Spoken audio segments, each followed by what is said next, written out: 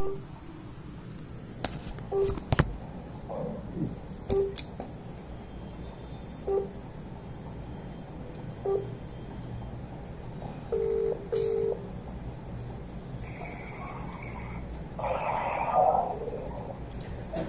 రాసిన పత్రిక 1వ అధ్యాయం అదే తీసుకురా మీ హెబ్రీయులకు రాసిన పత్రిక 1వ అధ్యాయం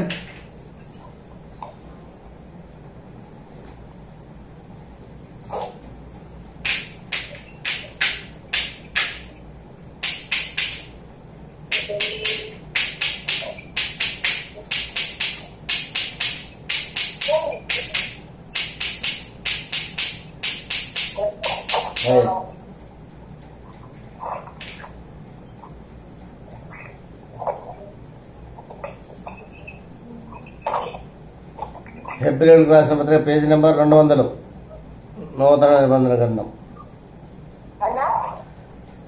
కొత్త నిబంధన గ్రంథం పేజీ నెంబర్ 200 హెబ్రీయులకు రాసిన పత్రిక 1 నుంచి 14 వచనాలు మార్చి చదువుకుంటాం.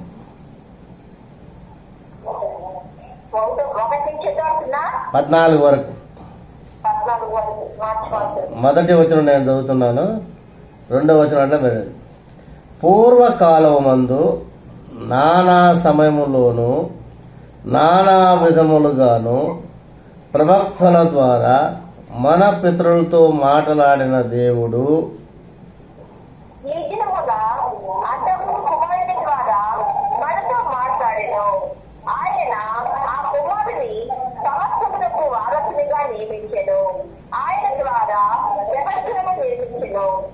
ఆయన దేవుని మహిమ యొక్క తేజస్సును ఆయన తత్వం యొక్క మూర్తిమంతమై ఉండి తన మహత్వ గల మాట చేత సమస్తమును నిర్మించుచు పాపముల విషయములు శుద్ధీకరణ తానే చేసి దేవదూతల కంటే ఎంత శ్రేష్టమైన నామం పొందెనో వారి కంటే అంత శ్రేష్ఠుడై ఉన్నత లోకమందు మహామహుడు దేవుని కురిపాటును కూర్చుండెను.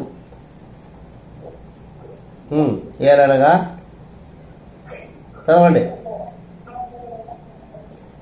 ఏలనగా నీవు నా కుమారుడవు, నేను నేడు నిన్ను కని ఉన్నాను అనియు, ఇదియు కాక నేను ఆయనకు తండ్రి అయినందున ఆయన నా కుమారుడు అనియు ఆ దూతలతో ఎవడైనా చెప్పనా? ఆయన భూలోకమునకు ఆది సంభూతులను మరలా రప్పించినప్పుడు దేవుని దూతలందరూ ఆయనకు నమస్కారం చేయవాలని చెప్పుచున్నాడు. తన దూతలను వాయువులుగాను తన సేవకులను అగ్నిజ్వాలలుగాను చేసుకునేవాడు అని తన దూతను గూర్చి చెప్పుచున్నాడు గాని తన కుమారుని గూర్చి అయితే, దేవా నీ సింహాసనము నిరంతరము నిలుచున్నది, నీ రాజదండము న్యాయమర్థమైనది,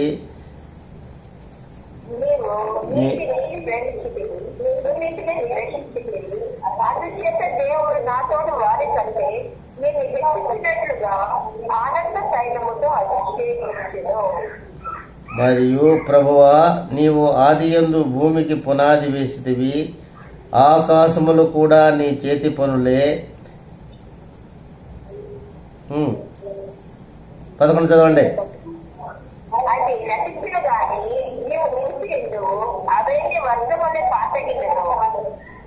ఉత్తరీయం వలె వాటిని మడిచిపోయేదువు, అవి వస్త్రములే మార్చబడును గాని నీవు ఏకరీతిగా ఉన్నావు, నీ సంవత్సరములు తరగవు అని చెప్పుచున్నాడు. అయితే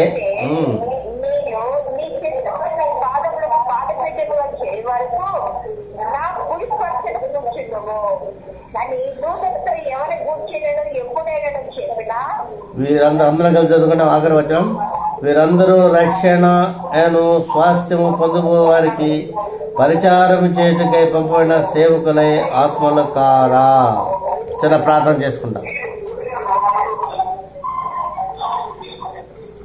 మహాపరిశుద్ధుడైన పరలోకం తండ్రి, మహోన్నతుడా, సర్వాధికారి, జీవము గల దేవ, జీవాధిపతి అయా, మరొకసారి ఈ యొక్క సాలెం ఆరాధనా మందిరములో ఉపవాస ప్రార్థన కూడికపై కూడి మిమ్మల్ని స్తుతించుటకు కీర్తించుటకు ఇచ్చిన సమయాన్ని బట్టి మీకే వందనాలు స్తుతులు నాయన.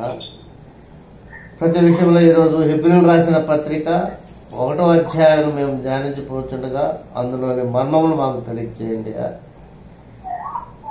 మీ యొక్క అద్భుతమైన జ్ఞానంతో మమ్మల్ని నింపి, పరిశుద్ధాత్మతో మమ్మల్ని నింపి, మా మనోనేత్రములను తెరచి ఈరోజు వాక్యంతో ఈ యొక్క అధ్యాయంలో మేము నేర్చుకున్న పాఠాలు మాకు నేర్పించమని, అలాగే గ్రహింపు ఏమని, గ్రహించిన వాటిని గైకొనవలని శక్తి సామర్థ్యాలు ఏమని నజరేయుడైన యేసుక్రీస్తు యొక్క అతి పరిశుద్ధ నామమున అడిగి వేడుకుంటున్నాం తండ్రి.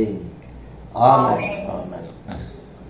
ఇక్కడ మొట్టమొదటిగా చూసినట్లయితే పూర్వకాలమందు నానా సమయంలోనూ నానా విధములుగా ప్రవక్తల ద్వారా మన పితరులతో మాట్లాడిన దేవుడు.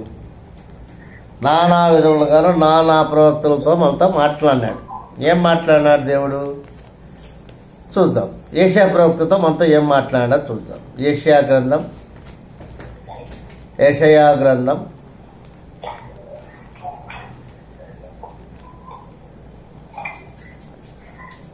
1వ అధ్యాయం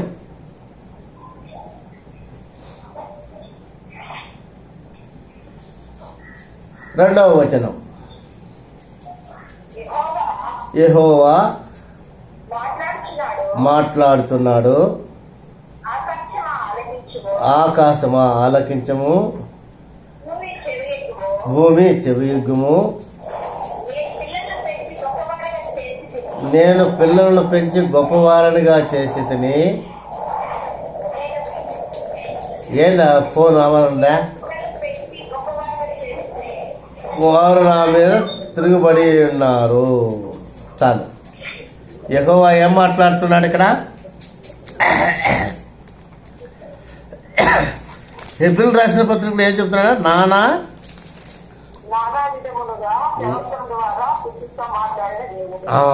పితరులతో మాట. మన పితరులు అంటే పాత నిబంధన కింద ఉన్న వాళ్ళంతా మన పితరులు అనమాట కదా. అలాగే కొత్త నిబంధనలో కూడా మన కాడికి ముందు పుట్టిన వాళ్ళంతా మన పితరులే. కానీ దేవాదేవుడు ఆది నుండి మన పితరులతో మాట్లాడుతున్నాడు, మనతో మాట్లాడుతున్నాడు.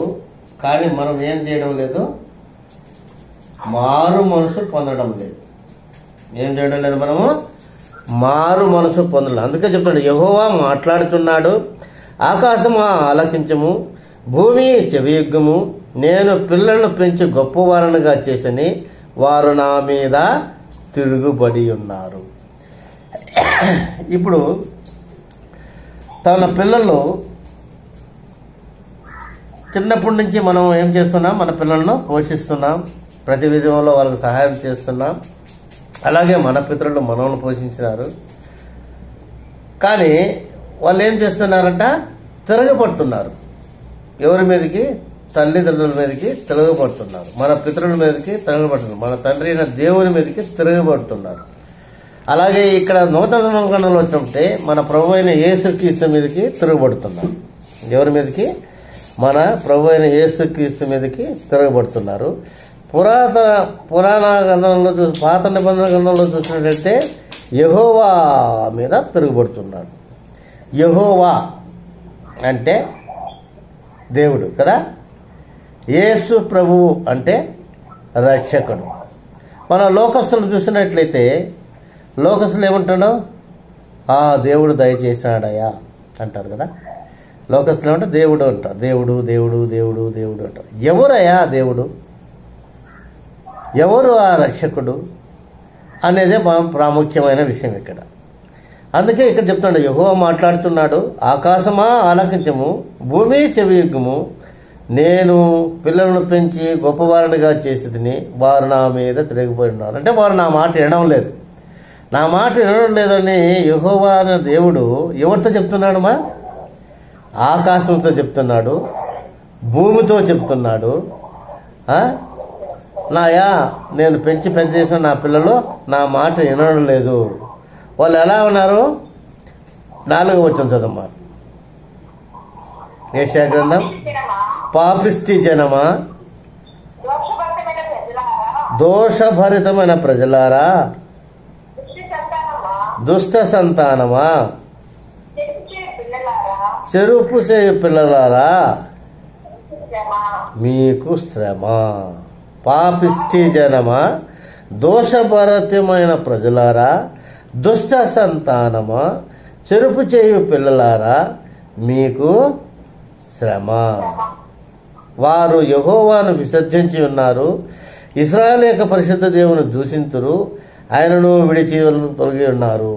నిత్యము తిరుగుబాటు చేయను, మీరేల ఇంకనూ కొట్టబోదరు. ప్రతి వాడును నడినెత్తి వ్యాధి కలిగి ఉన్నాడు, ప్రతి వాని గుండె బలహీనమైనను, అరికాలు మొదలుకొని తల వరకు స్వస్థత కొంచెమైనను లేదు. ఎక్కడ చూసినను గాయములు, దెబ్బలు, పచ్చి పుండ్లు, అవి పిండపడలేదు, కట్టబడలేదు, తైలంతో మెట్లపడలేదు. మన స్థితి పాత నిబంధన గ్రంథంలో చూసినట్లయితే ఇలా ఉంది, అలాగే నూతన గ్రంథంలో కూడా మనం అలాగే ఉన్నాము అంటున్నాడు ఇక్కడ. పూర్వకాలం హెబ్రీయుల పత్రిక రండి 1వ అధ్యాయం. పూర్వకాలం ముందు నానా సమయంలో అంటే చాలాసార్లు నానా విధములుగా ప్రవక్తల ద్వారా అనేకమైన ప్రవక్తలు, ఏషియా ప్రవక్త ఒకటే కాదు, ఎస్కేల్ ప్రవక్తతో మాట్లాడినారు, ఏషియా ప్రవక్తతో మాట్లాడినారు, అలాగే ప్రతి ఒక్క ప్రవక్తతో మాట్లాడతాను, నాతాను ప్రవక్తతో మాట్లాడినాడు, ప్రతి ఒక్కరితో మాట్లాడినాడు దేవుడు మాట్లాడి మనకు చెప్తూ ఉన్నాడు. కానీ ఇక్కడేం చెప్తున్నాడు అంటే, ఈ దినముల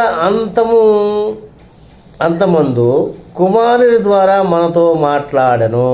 కుమారుడంటే మన ప్రభు అయిన యేసుక్రీస్తుతో దేవుడు మనతో ఈరోజు మాట్లాడుతున్నాడు.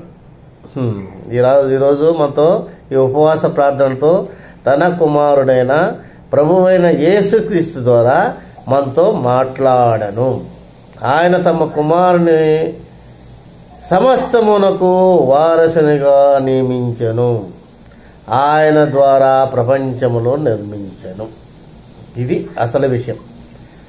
మనం అనుకుంటాం మన వారసుడు ఎవరంటే నా మనవడు నుంచి మనవడు నో, వారసుడు, సమస్తానికి వారసుడు ఎవరంటే మన కొడుకు వాళ్ళు కాదు, మన కుమార్తెలు కాదు, మన రక్త సంబంధులు కాదు, మన భూ సంపదలు అసలే కానే కాదు. మనకు సమస్తానికి వారసుడు మన ప్రభు అయిన యేసుక్రీస్తు. ఇది దృఢంగా నమ్మినట్లయితే హల్లెలూయా చెప్పండి ఒకసారి. హల్లెలూయా. ఎవరమ్మా మనకు వారసుడు? మన ప్రభు అయిన యేసుక్రీస్తు. ఆయన ఎలా ఉన్నాడు? ఆకాశములు గతించినా గాని, భూమి గతించినా గాని ఆయన ఏకరీతిగా ఉన్నాడు. చదవండి ఆ వచనం, 10వ వచనం చదవండి. ప్రభువా, నీవు ఆదియందు భూమికి పునాది వేసితివి, ఆకాశములు కూడా నీ చేతి పనులే, అవి నశించును గాని నీవు నిలిచియుందువు. అవన్నీ వస్త్రములే పాతకిలను, ఉత్తరీయములే వాటిని మడిచి వేసుదువు. అవి వస్త్రములవే మార్చబడును గాని నువ్వు ఏకరీతిగానే ఉన్నావు, నీ సంవత్సరంలో తరగవు అని చెప్పుచున్నాడు. అయితే నేను నీ శత్రువులను నీ పాదపీఠమునకు చేరే వరకు నా కుడిపార్చున కూర్చుండము. మన శత్రువులు ఎవరమ్మా? మన శత్రువులు ఎవరు? ప్రభు అయిన యేసుక్రీస్తును దేవుడిగా అంగీకరించిన వారంతా మనకు శత్రువులే. ఎందుకంటే ఆయన ఈ సమస్త భూమికి, ఈ సమస్త ఆకాశములకు, ఇవంటికి ఆయన వారసుడై ఉన్నాడు. మనది ఏది లేదు ఇక్కడ, మనది ఏది లేదు. మనం ఓన్లీ యాక్టర్స్. మనం సత్రంలో ఉండి వెళ్ళిపోవాల్సిన వారమే మనం. అటువంటి గొప్ప అవగాహన మనలో రావాలంటున్నాడు మెయిన్. అటువంటి గొప్ప అవగాహన మనకు వస్తే ఏమవుతున్నాడు? 3వ వచనం చదవమ్మా. 3, 4 వచనం కలిసి ఉన్నాయి. ఏప్రిల్ పత్రిక 1వ అధ్యాయం 3, 4 వచనం చదవండి. దేవుని మహిమ యొక్క తేజస్సును ఆయన తత్వము యొక్క మూర్తిమంతమై ఉండి తన మహత్వము గల మాట చేత సమస్తమును నిర్వసించుచు పాపము శుద్ధీకరణము తానే చేసి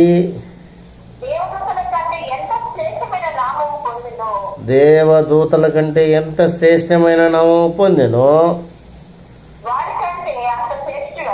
వారి కంటే అంత శ్రేష్ఠుడై